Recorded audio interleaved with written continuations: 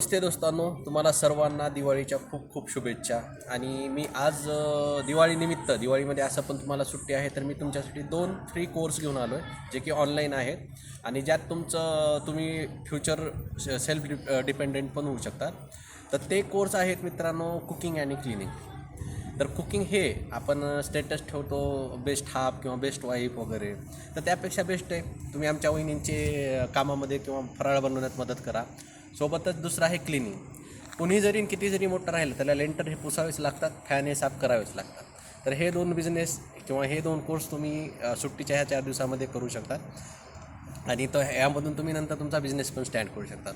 चलो, joke part हे झाला. आज ॲक्च्युली एका सिरियस मुद्द्यावर आपण बोलणार आहोत. सुट्टीमध्ये पण मी हे व्हिडिओ बनवायचं कारण घेतलं, त्याचं रिझन हे आहे की एक नाव OP शर्मा म्हणून खूप फेमस होतं आहे. त्याचा एक डायलॉग मी तुम्हाला सांगतो, 6 लाख की तो सिर्फ GST भरता हूं, इन्कम नाही बता रहा हूं. आता यावरून तुम्हाला कळालं असेल मी कुणाबद्दल बोलतो आहे.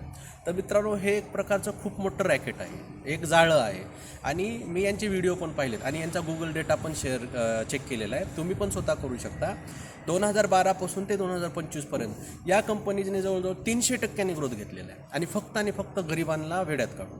यांचा सर्वात मोठा मोटिव्ह आणि दुसरी गोष्ट, यांच्यावर कंप्लीट न यायचं कारण यांचे प्रोडक्टच आहेत साबण वगैरे असे काही म्हणजे ते तुमच्याकडून पर्टिक्युलर अमाऊंट घेतात, त्याच्या अगेन्स्टमध्ये तुम्हाला काही ना काही, म्हणजे जेवढं मला नॉलेज आहे ते सांगतो आहे आणि त्या बदल्यात तुम्हाला ते प्रोडक्ट, पैशाच्या बदल्यात तुम्हाला ते त्यांचे प्रोडक्ट देतात आणि सोबत म्हणतात हे तिघांना पण तुम्ही सेल करा.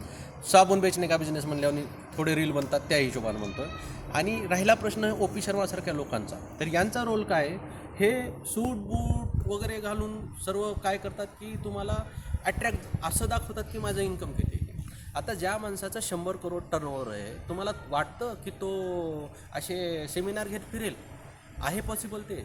आणि तुम्ही त्याच्या सेमिनारमध्ये चेक करा, त्याचे पाया वगैरे पडतात ना. लिटरली मला एका व्हिडिओत एवढा राग आलेला होता, अरे यार, ते जवळजवळ 78चे वयस्कर एक बुजुर्ग होते, आजी किंवा आजोबा म्हणा, ते पाय असे व्हायले तरी पण हा मूर्ख किंवा त्याच्यासोबतचे असे करून त्याला पण हे करायचं. अरे, ही कुठली कॉन्सेप्ट आहे यार? बरं ठीक आहे, हे सर्व जाऊ द्या.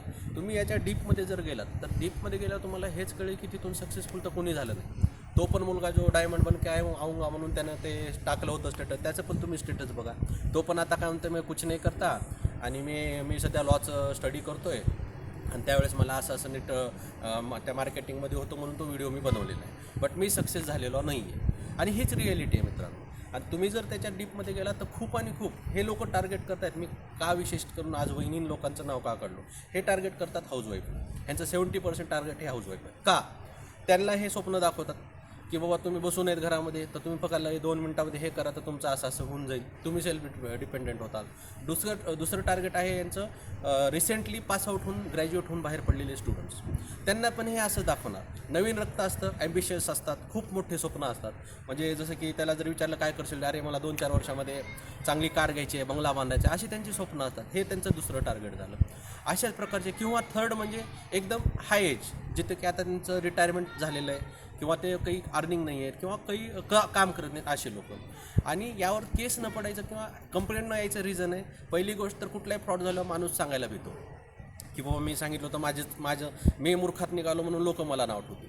पण मित्रांनो, याच्या अग्निमध्ये तुम्ही आवाज उठवा जर तुमच्याबरोबर कुणाबरोबर घडलं तर. आणि पहिली गोष्ट तर अशा दाव्यांपासून लांब राहा. पहिल्यांदा तर त्याला हेच आहे की तो 100 करोड कमवतो, तर तो इथं काय करायला. तर तुम्हाला आमची माहिती कशी वाटली कळवा, तुमचे कमेंट आम्हाला शेअर करा आणि दिवाळी तुमची एन्जॉय करा. भेटूत पुढल्या व्हिडिओमध्ये. जय महाराष्ट्र, जय हिंद, जय महाराष्ट्र.